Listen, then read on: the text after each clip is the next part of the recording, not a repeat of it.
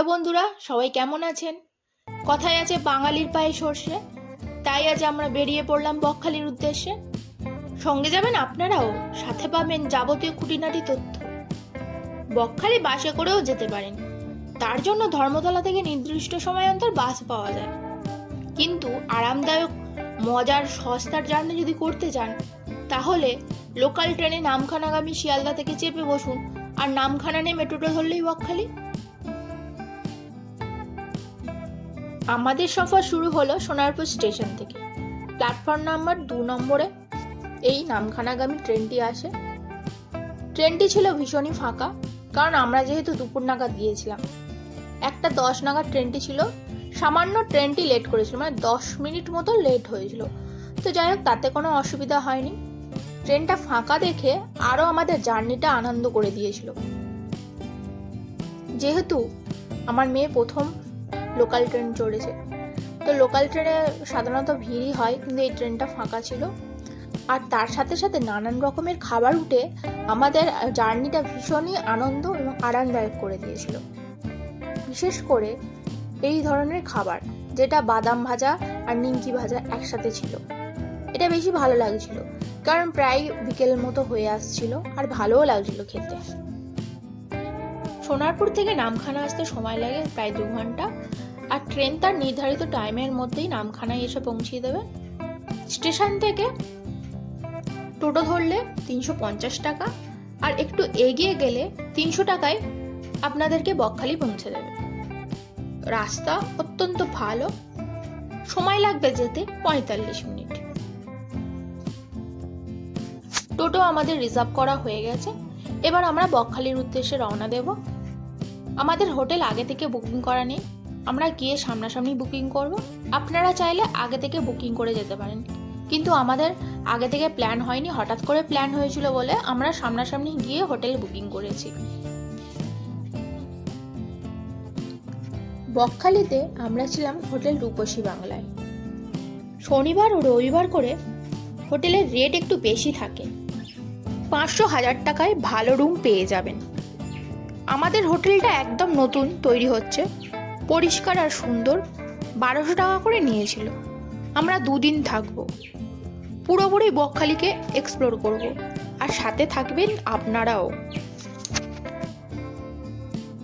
আমরা ওয়াইফরা হাজব্যান্ডের কাছে যে ক্রাইটেরিয়াটা করে থাকি সেটা হচ্ছে যে বাথরুমটা পরিষ্কার পরিচ্ছন্ন আর রুমটা দেখতে খুব সুন্দর হবে, আর সেটাই আমার হাজব্যান্ড বারবারই মেনটেন করে চলে।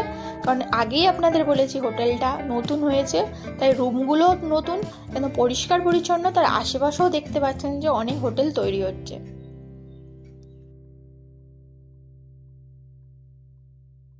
বন্ধুরা, দেখতেই পেয়েছো আমরা চলে এসেছি হোটেল রূপসী বাংলায় চলে এসেছি। আর এখন একটু সন্ধ্যেও তো হয়ে গেছে, তোমরা দেখতে পেলে। তো এখন একটু চা খাবো, আর এখানে রুম সার্ভিস আছে, মানে রুমে সব কিছু পাওয়া যাবে, কোনো অসুবিধা নেই।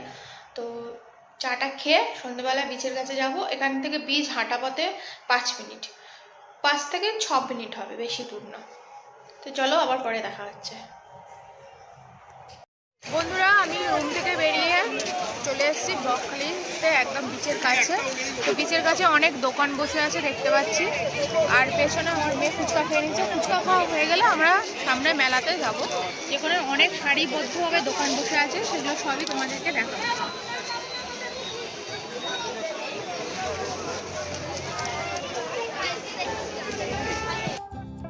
প্রচুর দোকান, নানান ঝিকিমিকি সন্ধ্যার বকখালি যেন মনমোহক। তো চলুন দোকানগুলো আমরা দেখি।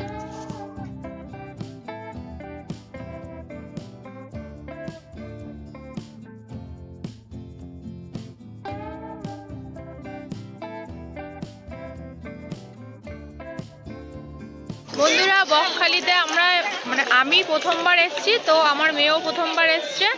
তো আমি এটা জানতাম না যে বকখালিতে এত সুন্দর সত্যি দোকান আছে। পুরো দেখে তো মনে হচ্ছে দীঘা, মিনি দীঘাতে এসেছি। কি তাই না? বলেছিলাম তো যে মিনি দীঘা, সত্যি অরিজিনাল মিনি দীঘা লাগছে, খুব ভালো লাগছে দেখে। চলো বিচের কাছে যাই, দেখি। আর বিচের কাছে এসে চক্ষু তো আমার চড়ক গাছ, যেখানে বাড়ি থেকে মাত্র 2 ঘন্টা ডিস্টেন্সে বকখালি, এত সুন্দর জায়গা। আর আমরা এখানে এতদিন আসিনি, এত বোকা আমরা, এটা ভেবেই অবাক হচ্ছিলাম। এখানে বড়দের না, বাচ্চাদেরও বিভিন্ন রকমের অ্যামাউন্টসমেন্ট আছে, সাথে আছে বিভিন্ন রকমের ভ্যারাইটিসের মাছ। শুধু মাছ নয়, টাটকা টাটকা মাছ। আপনারা মাছ ভাজাও খেতে পারেন বা মাছের ঝাল, যেটা চাইবেন টাটকা টাটকা রান্না করে দিচ্ছে। কিন্তু আজকে আর মাছ ভাজা খাবো না, কালকে খাবো, কারণ আজকে আমরা প্রথম দিন এসেছি। তাই বরের জন্য চানা আর আমরা পাপড়ি চাট খেয়ে কিছুটা সময় বিচেতে কাটিয়ে দেবো ভাবলাম। বন্ধুরা, যেটা দেখতে পাচ্ছি এখানে মানে ফুচকা থেকে শুরু করে আর মাছ ভাজা কোনোটাই বাকি নেই। মানে পাপড়ি চাট তো আছে, মানে দীঘাকেও হার মানিয়ে দেবে, যে দীঘার থেকে বেশি স্টল এখানে খাওয়ার, কি তাই না? আমার তো সেটাই মনে হচ্ছে। আর এখানে তোমরা বসে দেখতে পাচ্ছ যে এখানে বসে তোমরা দেখতে পারো সমুদ্র, কিন্তু এখন ভাটা চলছে, অনেকটা দূরে আছে, সমুদ্র দেখা যাচ্ছে না। তো আমরা এখন পাপড়ি চাট খেয়ে নেবো, খেয়ে আবার তোমাদের সাথে পরে দেখা করছি। খাওয়া দাওয়া সেরে খানিকক্ষণ বিচে টাইম কাটালাম, তারপরে রুমে ফিরে যাব, কারণ আজকে প্রথম দিন আর একটু টায়ার্ড আছি, কারণ সকালবেলায় আমাদের সাইট সিনে যেতে হবে। সকালে একটা টোটো নিয়ে বেরিয়ে পড়লাম হালকা ঠান্ডা আর নতুন জায়গা দেখার উদ্দেশ্যে। ভীষণ আনন্দ হচ্ছিল। প্রথমেই আমরা যাব হেনরি আইল্যান্ড। মাত্র 20 টাকা এন্ট্রি ফি, আর এখান থেকেই আপনাদের এন্ট্রিটা করে নিতে হবে। দেখতেই পাচ্ছেন টিকিট কাউন্টারটা।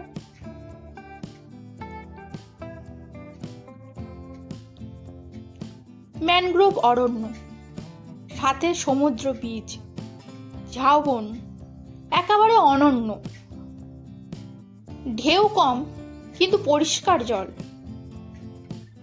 সুন্দর ওয়েদার, বেশ মজা হচ্ছিল।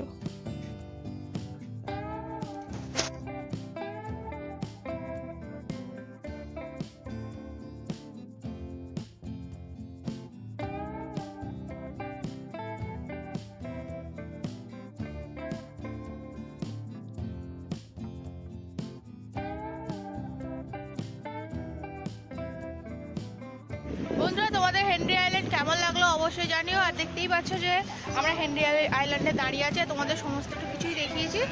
মানে ব্যাপারটা হচ্ছে এখানে একটা চড়া পড়ে গেছে, নদীটা দেখতে পাচ্ছ, এইদিকে নদী আর ওইদিকে হচ্ছে সমুদ্র।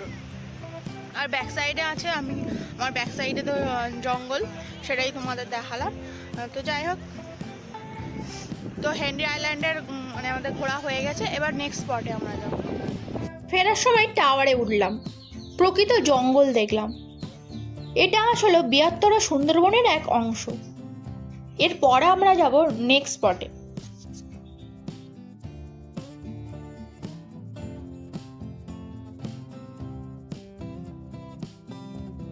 এরপর আমরা গেলাম লালগঞ্জ বিচে। এটা নতুন আর অপূর্ব, নীল পরিষ্কার জল, ছোট একটা দ্বীপ, নৌকা, সব মিলিয়ে যেন দেশ বিদেশ লাগছিল, যেন শুধু দেখতেই সময় কাটিয়ে দিই। প্রকৃতির সাথে একাত্ম অনুভব করছিলাম। আর বিচে গিয়ে লাল কাঁকড়া উপরি পাওনা, অনেকটা সময় ওখানে কাটিয়ে নিলাম।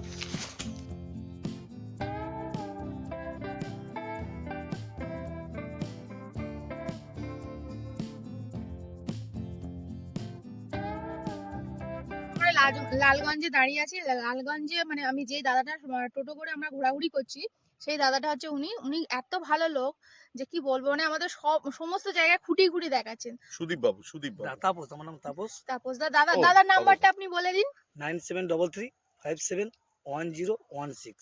তো অবশ্যই বন্ধুরা, যদি তোমরা কেউ বকখালি আসো তো অবশ্যই এই দাদার সাথে কন্ট্যাক্ট করে আসতে পারো, খুব ভালো দাদা। ঠিক আছে, আবার পরে দেখা হচ্ছে।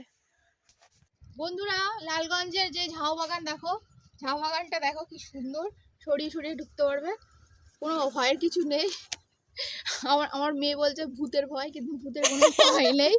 দারুণ জায়গাটা দেখো, এক একটা ঝাউ গাছ সরিয়ে তোমরা যতটা খুশি যেতে পারো। আমি তো যাচ্ছি।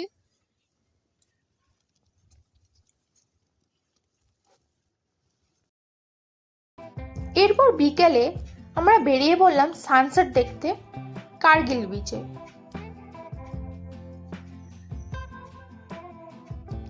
নতুন বানানো বিচ, সমুদ্রের মাঝে সূর্যের হারিয়ে যাওয়া যেন তাড়িয়ে তাড়িয়ে উপভোগ করলাম। সূর্যের প্রতিচ্ছবি যখন সমুদ্রে পড়ছিল, সে এক নয়নাভিরাম দৃশ্য। আর তার সাথে তাপসদা চা নিয়ে এলো, ব্যাপারটা পুরো জমে গেল। তাও আবার চিনি ছাড়া দুধ চা। উফ, ঠান্ডায় জমে যেতে যেতে এই গরম গরম চা খেতে আর অপরূপ দৃশ্য দেখতে দেখতে মন তো রোমান্টিক হয়ে গেল।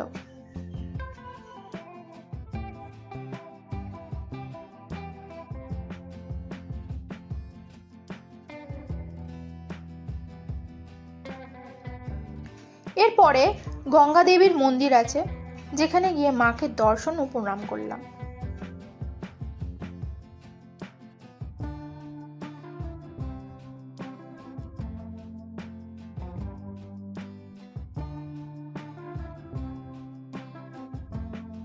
মা গঙ্গা দেবীর মন্দিরের পাশেই আছে ফেজার সাহেবের ভগ্নপ্রায় বাংলো। এনার নামেই ফেজারগঞ্জ নাম হয়েছে। সন্ধ্যার আলোয় আঁধারিতে বাংলোটা যেন আরো ভুতুরে মনে হচ্ছিল। এরপর সন্ধ্যায় আমরা বিচে গিয়ে মাছ ভাজা খেয়ে আজকের দিনটা কাটিয়ে পরের দিনের নেক্সট স্পটের জন্য আমরা রেডি হলাম। এর পরের দিন আমরা জম্বুদ্বীপের উদ্দেশ্যে বেরিয়ে পড়লাম।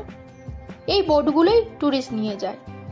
150 টাকা প্রতিজন দিয়ে উঠে পড়লাম আর গিয়ে পড়লাম অথই বঙ্গোপসাগর বে অফ বেঙ্গলে। বৃহৎ প্রকৃতির বিশালাত্মকার ভয়ঙ্কর সৌন্দর্য অনুভব করলাম। বাবরে, 2 ঘন্টা ধরে ওই বঙ্গোপসাগরে থাকা সে এক ভয়ঙ্কর অনুভূতি, যা আমি কোনোদিনও পাইনি। সত্যি বলতে এই প্রথম আমি এই উপভোগ করলাম এই বোর্ডের মজা বলো বা বঙ্গোপসাগরের হারিয়ে যাওয়া নিজেকে। মাঝে মধ্যে মনে হচ্ছিল যে অথই জলেই না ডুবে যায়। যাই হোক, পুরো ব্যাপারটাকে থ্রিলিং মনে হলেও ভীষণ মজাদার ছিল।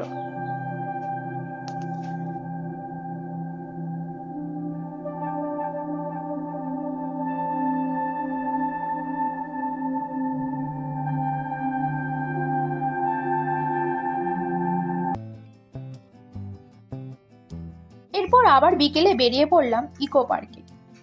ছোট একটা পার্ক, ঝাউবন ট্রেন্ট নিয়ে ইকো পার্ক। বাচ্চাদের ভালোই লাগবে। কিছুটা সময় ওখানে কাটালাম, রিলস করলাম।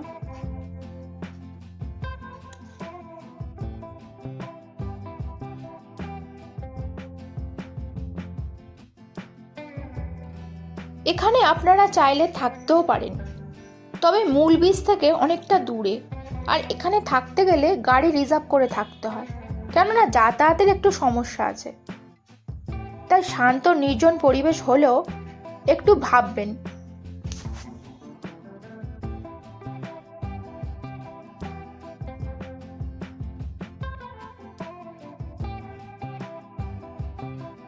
তো বন্ধুরা, আমাদের 2 রাত ও 3 দিনের বকখালির ট্যুর এখানেই শেষ।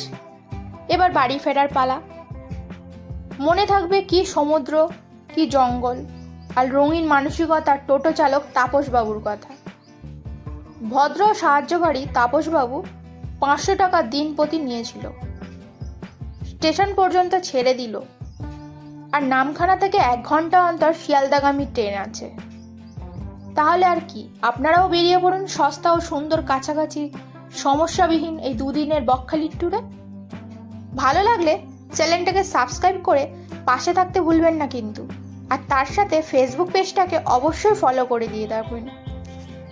এখানেই বিদায় নিলাম।